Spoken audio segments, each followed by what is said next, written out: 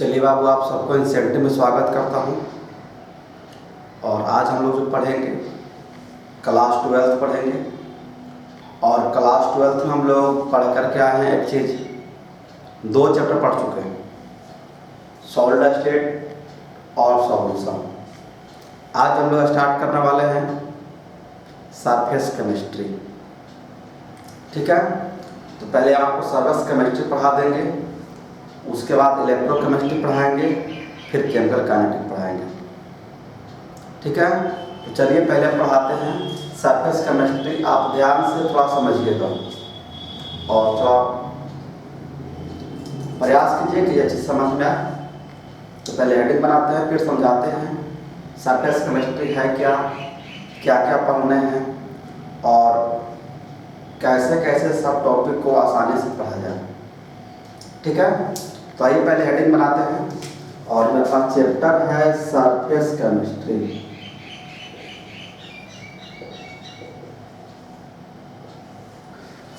पहले आपको बता दो सरफेस केमिस्ट्री। सरफेस आप समझते हैं, सरफेस क्या होता है? फ्लोर, सतह। तो पहले आपको दिखाते हैं कि सरफेस होते कैसे हैं और सरफेस का मतलब है क्या। तो अगर हमसे पूछेगा सरफेस केमिस्ट्री क्या है, तो it is a branch of chemistry, है ना। एक केमिस्ट्री का ही ब्रांच है in which we study about the phenomenon of surface and interference. Surface chemistry मेरे पास क्या है? तो एक मेरे पास केमिस्ट्री का ब्रांच है जिसमें हम लोग वे सारे फेनोमेनन को पढ़ेंगे जो हमारे पास सरफेस पे होता है या इंटरफेरेंस पे होता है। It is a branch of chemistry in which we study about the phenomenon of surface और इंटरफेरेंस। तब दिखाते हैं कि मेरे पास सरफेस है क्या, इंटरफेरेंस है क्या। तो लोग पढ़कर क्या है कि मेरे पास जो मैटर है वह 3 स्टेट में फॉर्म करता है, 3 फेज होता है। एक को बोलते हैं सॉलिड, एक को बोलते हो लिक्विड और दूसरा को बोलते हो गैस। तो इसमें होते क्या है कि मेरे पास सॉलिड भी है, लिक्विड भी है और गैस भी है ना। तो जब 2 सॉलिड को मिलाते हैं या एक पर जब रखेंगे, 2 लिक्विड को एक पर रखेंगे, तो जब 2 को रहेंगे, मान लो भाई ये मेरे पास 2 गैस रखे, तो एक हमारे पास एक सरफेस बन जाएगा, लेयर। और वह लेयर करेगा क्या कि ऊपर का सबस्टांस अलग होगा, उसके नीचे का सबस्टांस अलग होगा ना। 2 हमारे पास सॉलिड है, दोनों को हमने रख दिया, तो क्या होगा, कोई हमारे पास एक सरफेस ऐसा बनेगा जिसमें होगा क्या कि इसके ऊपर वाला अलग होगा, इसके नीचे वाला अलग होगा, है ना। तो इसी को बोलते हैं सरफेस, उसी बोलते हैं इंटरफेरेंस। इंटरफेरेंस करने का मतलब कि वह सरफेस है जो 2 गो लिक्विड और सॉलिड के बीच में है। इंटर मतलब क्या होता है? बीच में, है ना। तो जो 2 गो सरफेस, जो 2 गो सॉलिड हो या लिक्विड हो, उसके बीच का जो मेरे पास जो सरफेस जो है उसी को बोलते हैं इंटरफेरेंस, है ना। और ये जो मेरे पास सरफेस होते हैं 2 टाइप का होगा। एक को बोलते हैं, जो मेरे पास फेनोमेनन होंगे 2 को होंगे, एक को बोलते हैं बल्क फेनोमेनन और एक को हम लोग बोलते हैं एक को बोलते हैं बल्क फेनोमेनन, एक को बोलते हैं हम लोग सरफेस फेनोमेनन। तो सरफेस उस सरफेस पे होगा बाहर और जो बल्क होगा पूरे में होगा। सारी बात आपको समझा के लेके चलेंगे। तो पहले आपको हम ये चीज़ को समझा दूँ, शायद सरफेस समझ में आ गया होगा। तो मेरे पास 2 को लिक्विड हो या सॉलिड हो, जब उसको ऐसे रखेंगे, मान लो भाई कि आपने किया एक कंटेनर लिया, ठीक है, और इस कंटेनर में किया 2 को लिक्विड लिया और एक जो ऊपर मेरे पास है ये आयल है और नीचे मेरे पास क्या है, वाटर है। क्योंकि वाटर नीचे होगा और आयल ऊपर होगा, और वाटर और आयल को जब आप डिजोल्व करोगे तो आपस में मिलेगा नहीं, मिलेगा क्या? नहीं मिलेगा। तो जब वह नहीं मिलेगा तो होगा क्या कि एक नीचे हो जाएगा, एक ऊपर हो जाएगा। तो जिसका डेंसिटी ज़्यादा होगा वह नीचे हो जाएगा, डेंसिटी कम हो जाएगा ऊपर हो जाएगा। तो वाटर मेरे पास नीचे हो जाएगा और ऑयल ऊपर हो जाएगा। तो कहीं ना कहीं एक ऐसा लेयर बनता है, कहीं ना कहीं मेरे पास ऐसा सरफेस है जहाँ से वह एक सर्कमस्टांस नीचे होगा और दूसरा ऊपर होगा, है ना। तो मान लो भाई कि मेरे पास यही सरफेस है जिसके यहाँ से नीचे आओगे तो वाटर ही वाटर मिलेगा, और यहाँ से ऊपर जाओगे तो मेरे पास क्या मिलेगा, आयल ही आयल मिलेगा। और ये जो आप सरफेस देख रहे हो ये कर क्या रहा है, वाटर और आयल को अलग कर रहा है। तो वह सरफेस जो वाटर और आयल को अलग कर दो वही मेरे पास एक सरफेस होता है, इसी को बोलते हैं इंटरफेरेंस, है ना। तो एक बात आपको हम कंफर्म कर देते हैं कि मेरे पास जो इंटरफेरेंस होगा, जो सरफेस होंगे वह सॉलिड में हो सकता है या लिक्विड में हो सकता है, या लिक्विड सॉलिड में होगा। क्लियर, सॉलिड में होगा या लिक्विड में होगा या लिक्विड सॉलिड में होगा। गैस में कभी भी सरफेस होता ही नहीं है। क्यों नहीं होगा, तो गैस जो है मिसिबल है, कोई भी गैस रहेगा आपस में मिल जाएगा, और जब आपस में मिल जाएगा तो बनेगा ही नहीं। बात समझ में आ रही है। तो अगर आपसे कोई पूछेगा कि जो मेरे पास सरफेस है किसमें किसमें बनता है, तो उनको बता सकते हो बाबू आप कि वह जो मेरे पास सरफेस है वह लिक्विड बन सकता है, सॉलिड बन सकता है, या फिर सॉलिड और लिक्विड बन सकता है, गैस में बनता ही नहीं है। ठीक है, यहां तक बात क्लियर हो गई। चलो आगे चलिए। तो surface chemistry is a branch of chemistry in which study about the phenomenon which occurs on the surface और इंटरफेरेंस। ठीक है, और सरफेस क्या होता है आपको समझा दिए। अब आपको थोड़ा दिखाने जा रहे हैं कि मेरे पास इसमें पढ़ना क्या क्या है, कैसे कैसे पढ़ेंगे।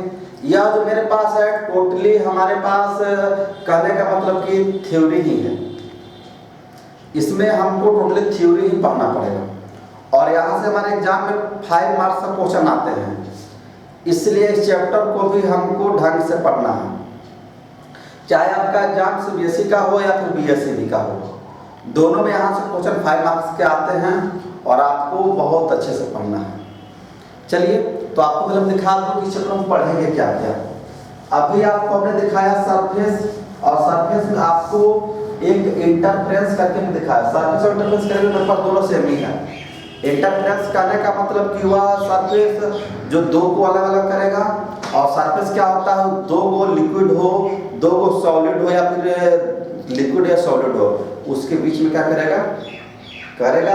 यहाँ मान लो कि मेरे पास सरफेस है तो इसके ऊपर का अलग हो जाएगा, इसके नीचे का अलग हो जाएगा, मतलब दोनों को अलग अलग सेपरेट करता है। ठीक है, चलिए। तो हमको सरफेस केमिस्ट्री में जो पढ़ना है बाबू, पहला पढ़ना है एडजॉर्प्शन। आप बोलोगे सर ये तो कभी सुना है ही नहीं। हम लोग कोई बात नहीं, सुना नहीं है तो हम सुना देंगे आपको, है ना। चलिए, अगला हमारे पास है कोलाइडल सॉल्यूशन।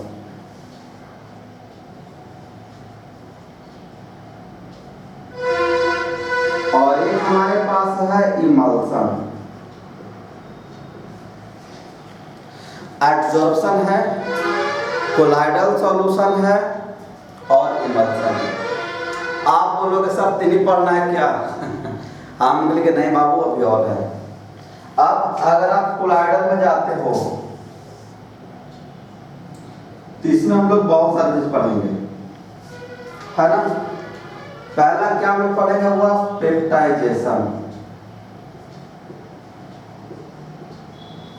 आप लोग पेप्टाइजेशन क्या है हम लिखी है बताएंगे, वेट कीजिए। अगला हमारे पास है कोएगुलेशन। अगला हमारे पास है इलेक्ट्रोफोरेसिस। और जो हम टॉपिक देते जा रहे हैं क्वेश्चन आपका यहीं से आएगा, इसलिए आप इस चीज को थोड़ा सा ढंग से लेकर के चलिएगा। तो पेप्टाइजेशन हो गया, कोएगुलेशन हो गया, इलेक्ट्रोफोरेसिस हो गया, ब्राउनियन मूवमेंट। ब्राउनियन मूवमेंट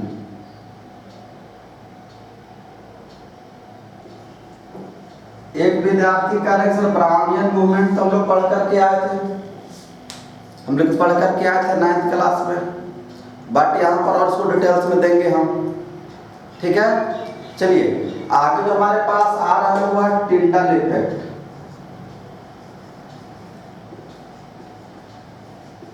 है ना, क्या है? Tyndall effect. और एक हमारे पास है मिसेल्स।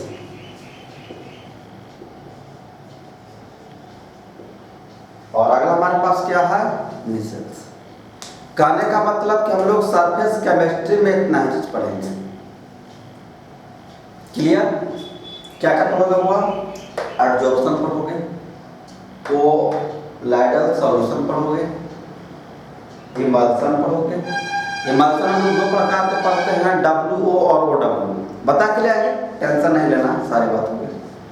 और मेरे पास कोलाइडल सॉल्यूशन है, वह पेप्टाइजेशन होगा, कोएगुलेशन होगा, इलेक्ट्रोफोरेसिस होगा, ब्राउनियन मूवमेंट्स होगा, टिंडल इफेक्ट्स होगा और मिसेल्स होगा।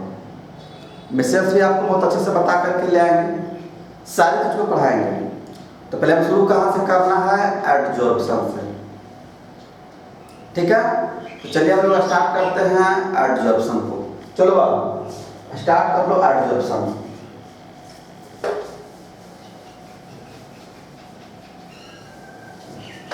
और एडजॉर्प्शन के बाद एक चीज हम वो और पढ़ाएंगे, जिसको अभी तक आपको मेंशन नहीं किया, फिर भी उसको पढ़ाएंगे, जो कि हमको पढ़ना सिलेबस में नहीं है, बट उसके जब वो एडजॉर्प्शन आता है तो मेरे पास एब्जॉर्प्शन किया जाता है, दोनों को करेंगे। ठीक है, और आप उसको डिफरेंस भी कर लोगे, कोई दिक्कत है नहीं। चलिए, तो पहला हमारे पास क्या है? एडजॉर्प्शन।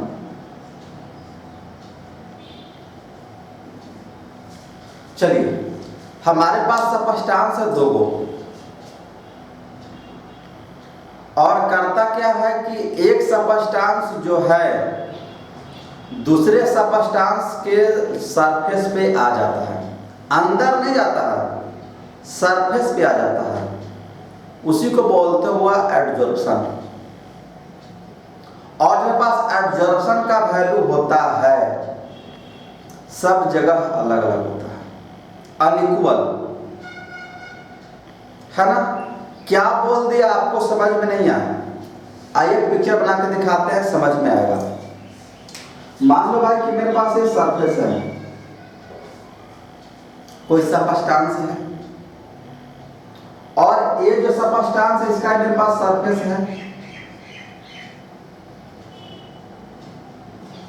ठीक है, और इस सरफेस पे होता क्या है कि बाहर से कोई सबस्टांस आना स्टार्ट हो गया, आ रहा सबस्टांस,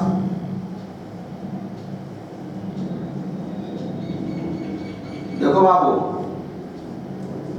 ये जो मेरे पास सबस्टांस है,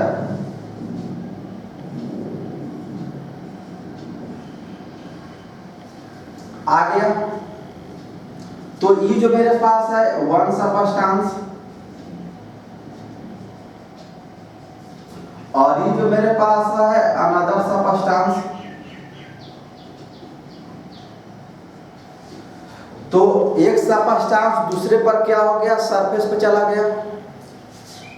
चला गया क्या? आप देख रहे हो कि जो मेरे पास बीच में नहीं गया है, सिर्फ सरफेस पे आ गया है। तो जो सरफेस पे आ गया इसी को बोलते हैं सरफेस फिनोमेना। आ गया सरफेस पे, क्या बोलेंगे? Surface phenomena. ये अंदर नहीं जाएगा, बाहर सरफेस पर ही रहेगा। ठीक है, तो इसी को बोलते हैं एडजॉर्प्शन।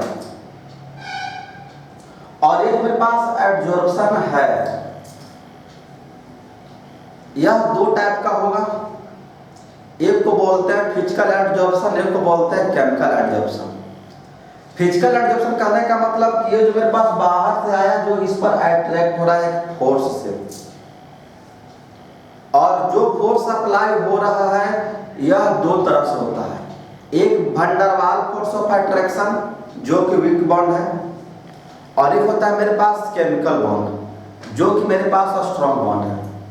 तो जब एक सबस्टेंस दूसरे को जब अट्रैक्ट करा तो कहीं ना कहीं मेरे पास अट्रैक्शन है, और जब अट्रैक्शन वीक होता है कहने का मतलब कि वंडरवाल होता है तो इसको बोलते हैं फिजिकल एब्जॉर्प्शन। और यदि जो मेरे पास फोर्स ऑफ अट्रैक्शन है वह केमिकल है, यानी कहने का मतलब कि वह कनेक्ट होता है केमिकल बॉन्ड से, तो उसको बोलते हैं केमिकल एब्जॉर्प्शन।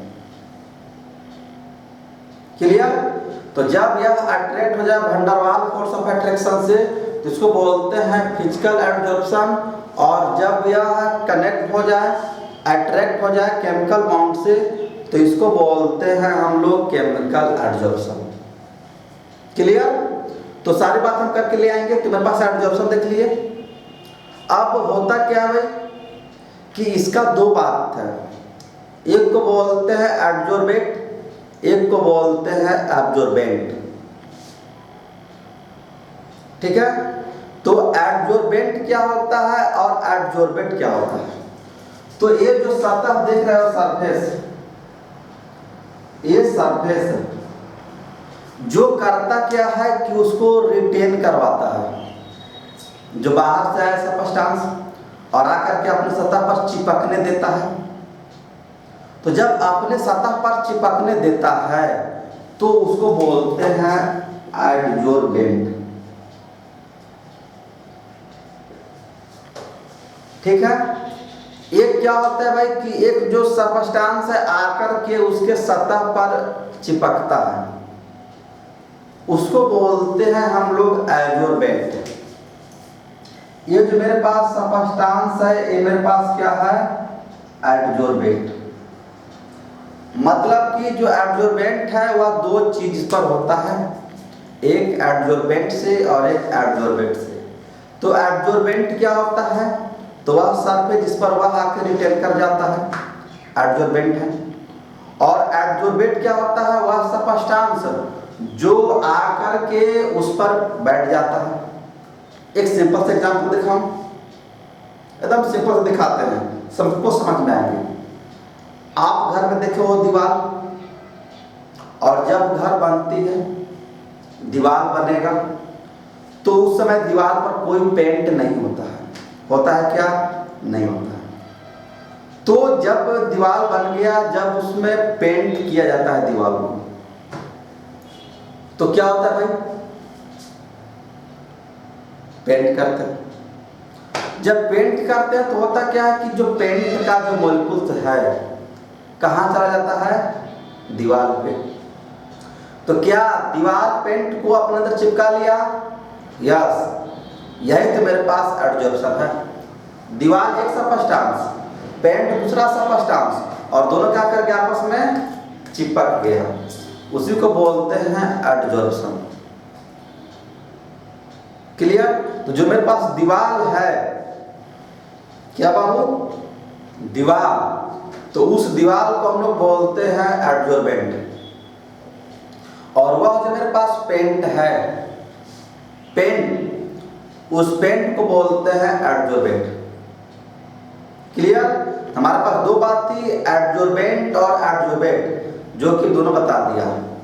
दीवार पर पेंट जाकर के अट्रैक्ट हो जा रहा है उसको बोलते हैं एब्जॉर्प्शन, और ये जो मेरे पास एब्जॉर्प्शन है दो चीज में होता है, एब्जॉर्बेंट और एब्जॉर्बेंट से। तो एब्जॉर्बेंट जो दीवार है जो चिपकाता है और जो जाकर चिपकता है उसे बोलते हैं एब्जॉर्बेंट। एकदम सिंपल सा एग्जांपल, इससे और आसान एग्जांपल हो ही नहीं सकता। समझ में आ गए? चलिए, तो एक चीज और हम बताना चाहेंगे, डिसऑर्प्शन है ना। तो डिसऑर्प्शन बता देने के बाद तब फिर आगे चलेंगे हम। तो डिसऑर्प्शन हमारे पास क्या होता है? तो डिस मतलब अलग कर लो, और सॉर्प्शन मतलब उस फिनोमेनन से। अभी हमने किया क्या? लिख के दिखाते हैं, डिसऑर्प्शन।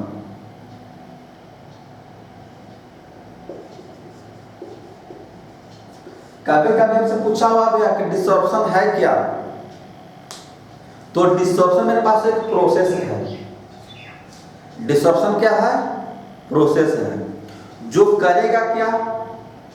तो यह कुछ करेगा नहीं। डिसॉर्प्शन कुछ नहीं करेगा, एक ही काम करेगा कि जो अभी हमने चिपकाया था पेंट को दीवार से, तो वैसा प्रोसेस अपना लो जो करे क्या कि पेंट को दीवार से अलग कर दे। क्लियर? क्या करे? पेंट को दीवार से अलग कर दे। इसी को हम लोग बोलते हैं बउआ, क्या बोलते हैं? डिसॉर्प्शन। तो डिसॉर्प्शन मेरे पास एक प्रोसेस है। अगर हमसे पूछा डिसॉर्प्शन है क्या, तो it is a process which separate the adsorbent and adsorbate. It is a process which separate the adsorbate and adsorbent. ठीक है, डिसॉर्प्शन भी आ गया। अब हम लोग पढ़ेंगे एब्जॉर्प्शन। ये जो मेरे पास एब्जॉर्प्शन है सरफेस फिनोमेनन है। सरफेस फिनोमेनन क्यों है? क्योंकि यह सरफेस पे आकर के बैठता है। तो जब सरफेस पे आकर के का सारे काम देखो ना भाई, सब सरफेस पे हो रहा है, इसे तो क्या बोलते हैं? Surface phenomenon. अब यहाँ से हम लोग आगे चलेंगे और लेकर के चलेंगे हम लोग एब्जॉर्प्शन पे। एब्जॉर्प्शन पे फिर वहां से बात करेंगे। तो आइए, शायद हम बोल रहे हो तो आपको सुनने में शायद एक जैसा लग रहा हो, एब्जॉर्प्शन एब्जॉर्प्शन क्या बात हो रही है। तो एब्जॉर्प्शन अलग है, एब्जॉर्प्शन अलग है। हम लिख करके दिखाते हैं और प्रयास करेंगे कि यहीं पर बता दूं। दिखेगा क्या कि इधर करो, इधर करो, नहीं इधर कर लो भाई। तो अब जो बता रहे हुआ एब्जॉर्प्शन।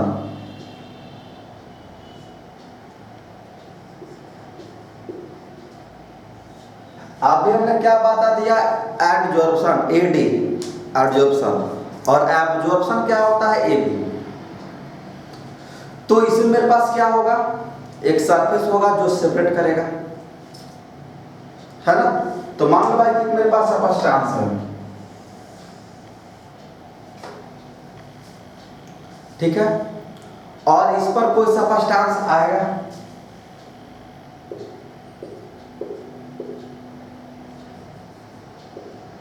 लो भाई ऐसा बना लो।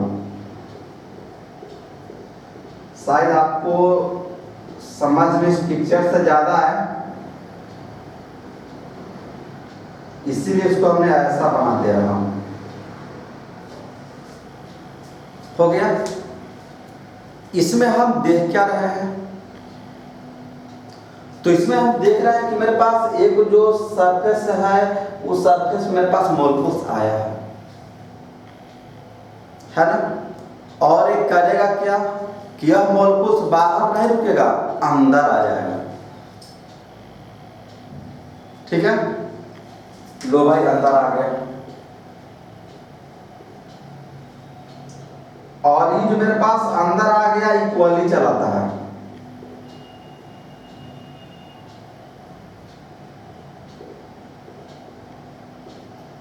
आ गया क्या? देखिए आराम से।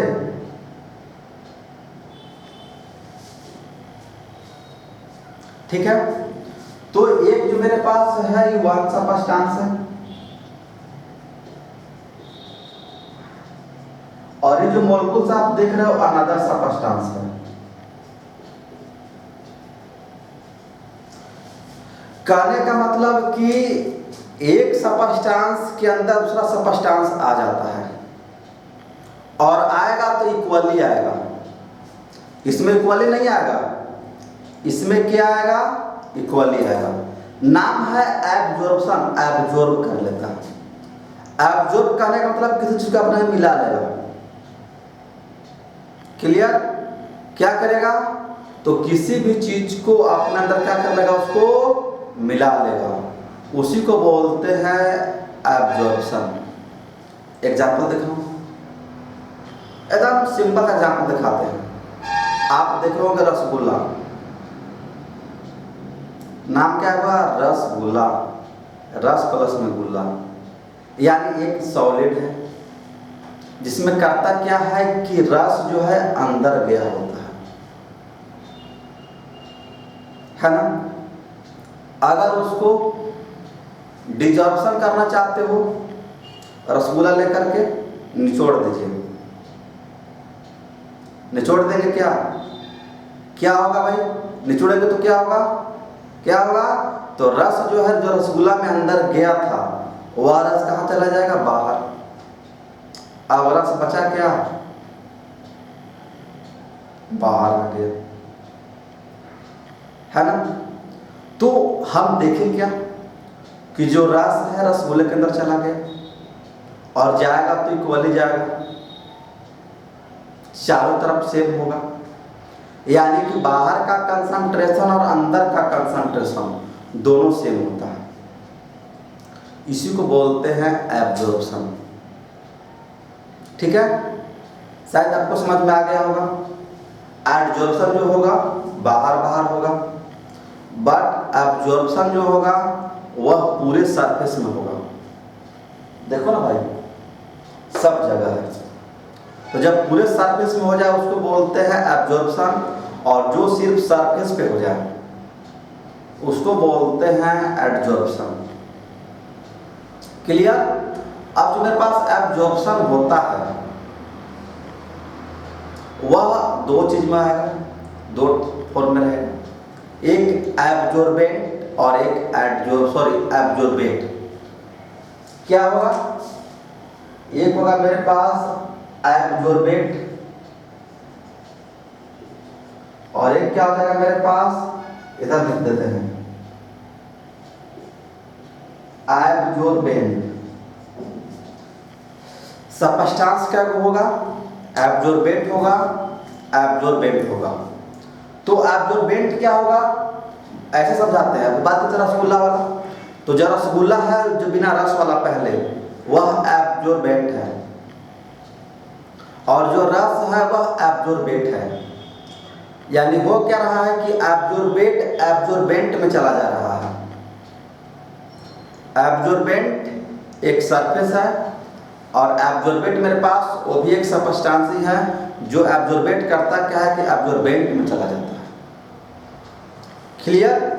यानी यह जो मेरे पास क्या करेगा, ये जो मेरे पास रस है बाहर बाहर जो मेरे पास मोलिक्यूल्स है ये मेरे पास एब्जॉर्बेट है, और ये जो मेरे पास सतह है इसको बोलते हैं एब्जॉर्बेंट।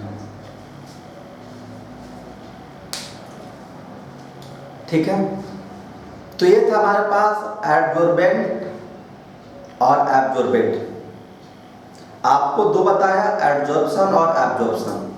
एक होता है सोर्प्शन, इसमें क्या दिक्कत हुआ, डिसॉर्प्शन, इसमें क्या होगा, सोर्प्शन।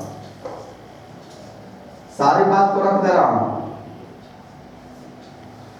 तो इसमें जो मेरे पास है क्या इसको देखे थे हम लोग, इसमें क्या देखा था हम लोग, डिसॉर्प्शन, जो दीवार को पेंट से अलग कर रहा था।